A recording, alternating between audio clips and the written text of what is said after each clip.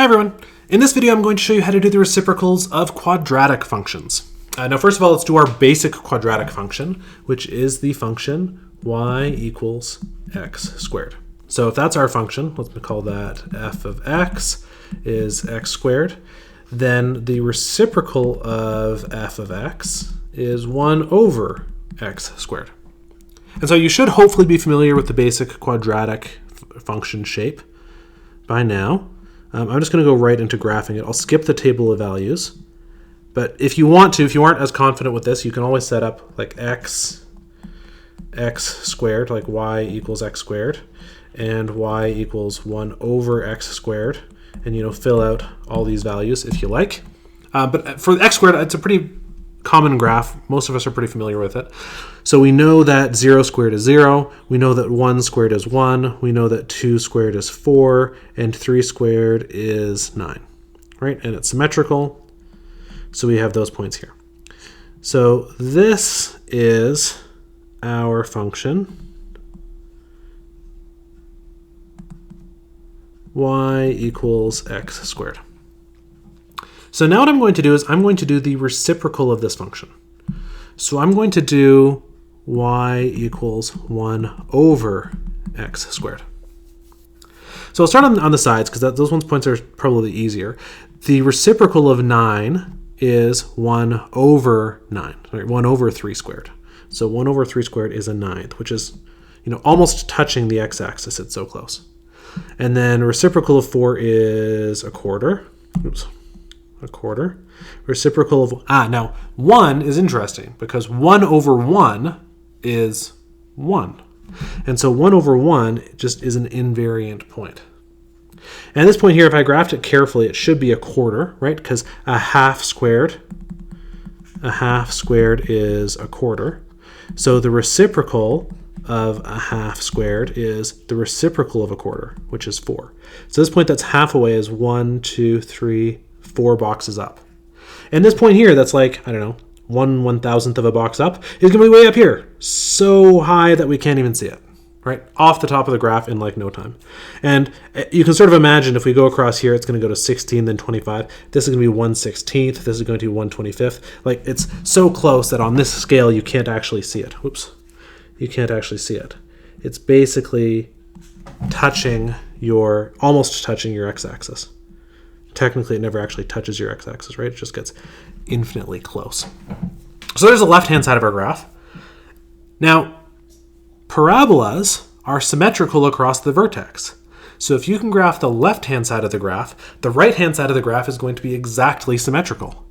And sure enough, the reciprocal of 9 is 1/9. The reciprocal of 4 is a quarter. The reciprocal of 1 is itself. The reciprocal of a half is 1, 2, 3, 4.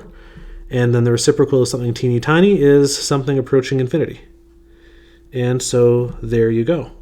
There is the shape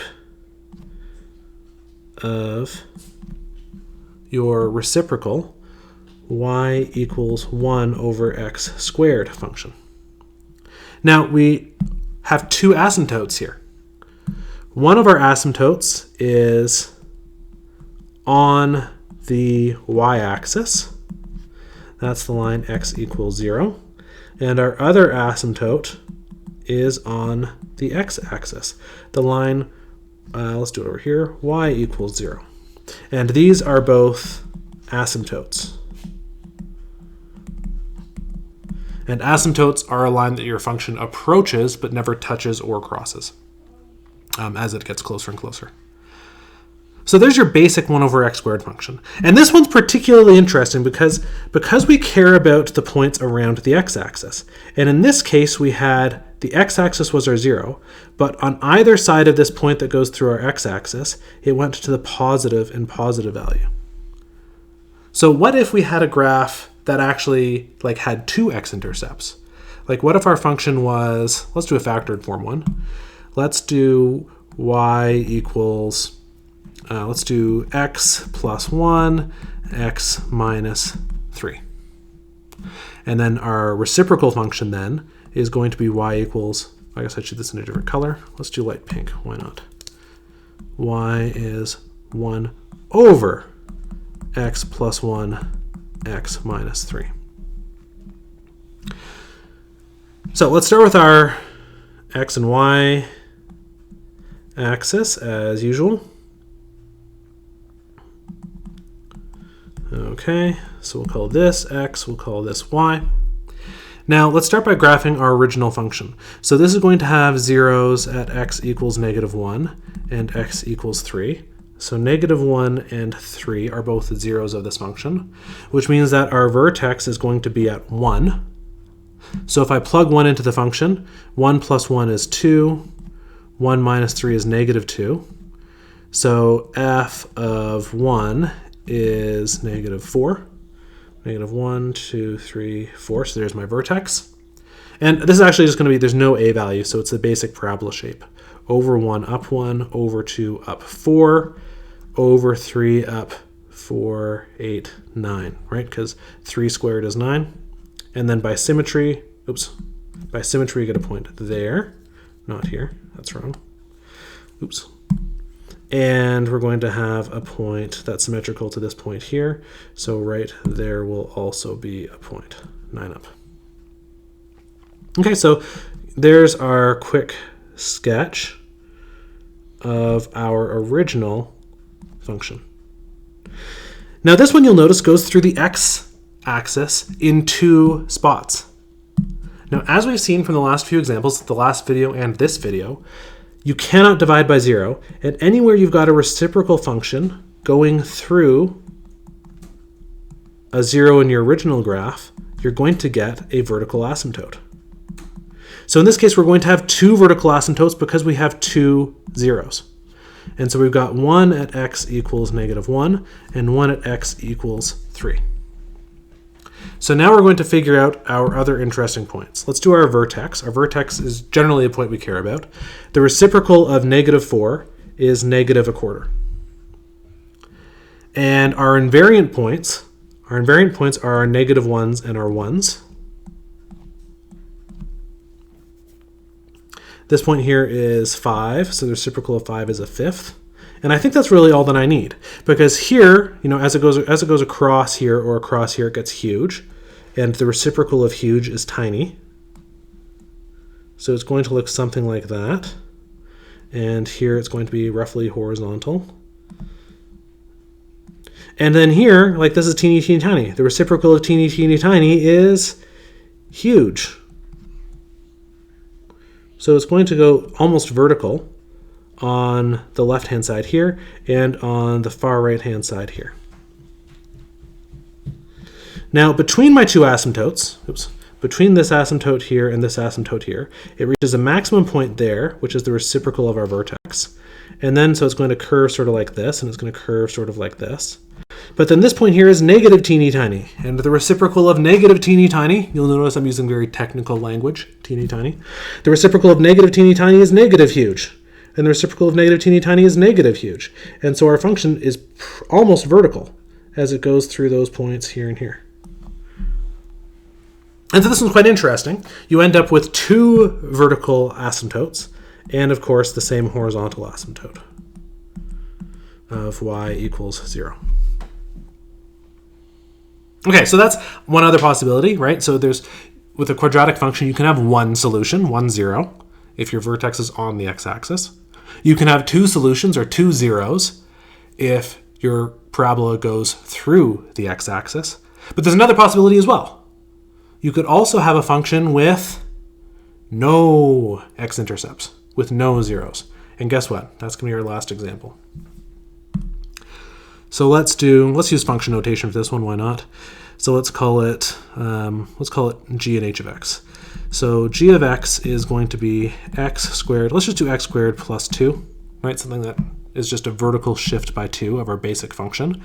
And we'll call h of x our reciprocal of g of x. So h of x is 1 over x squared plus 2. Okay. So let's sketch this function.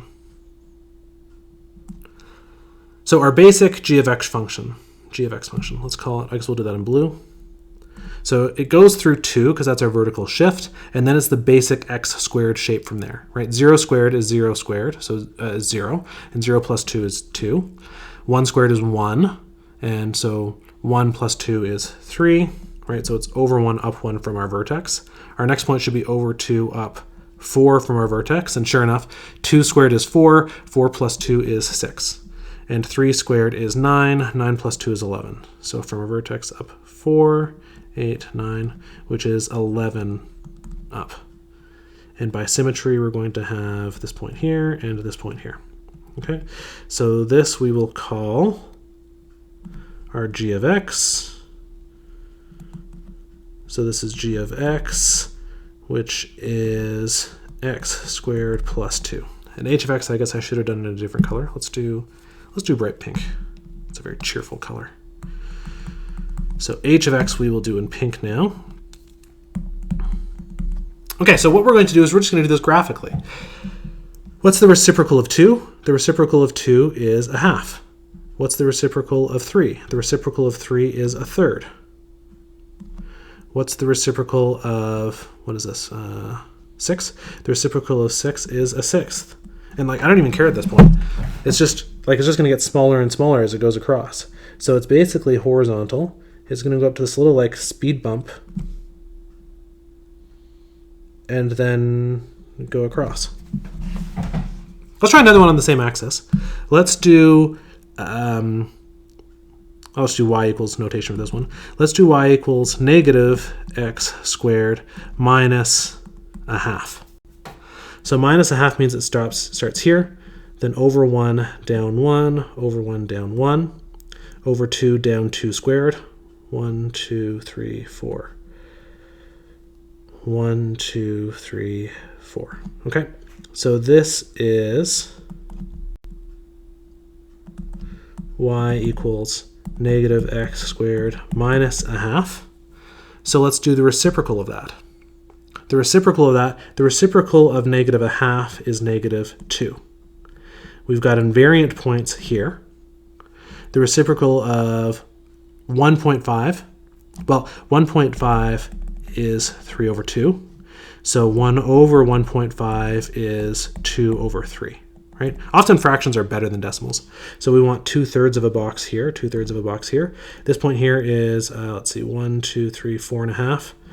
So reciprocal of 4.5 is about 0.18. And so this one here also you're going to get, it gets, you know, as it gets to negative huge, is going to be negative tiny when you do the reciprocal. And so you get a speed bump shape that's actually taller. And the reason I wanted to show you this one is in this case you had a number greater than 1, so you went below and you got a tiny little speed bump. In this case your vertex was a magnitude less than 1, and so you got a speed bump that's taller than 1. But either way, you get the exact same horizontal asymptote of y equals 0, and no vertical asymptotes because in both of these functions you have no zeros. And if you have no zeros, you're never dividing by 0, you're never dividing by something teeny, teeny, teeny, tiny in order to get something huge. And so these are the 3 shapes of quadratic functions, reciprocal quadratic functions. And so essentially, no matter what quadratic function you get, you're going to want to find, first of all, if it has zeros. So sometimes you can just tell just by looking at it that it has no zeros, or you might need to use the discriminant of the quadratic formula to figure out that it has no zeros. If it has no zeros, you're going to get a speed bump shape. If it has 1 zero, you're going to get what I call the volcano shape, right? Sort of imagine this sort of erupting up into a huge, tall volcano. And if you have 2 x-intercepts, you're going to get this sort of double vertical asymptote, sort of 3-section function. Okay, so as a summary,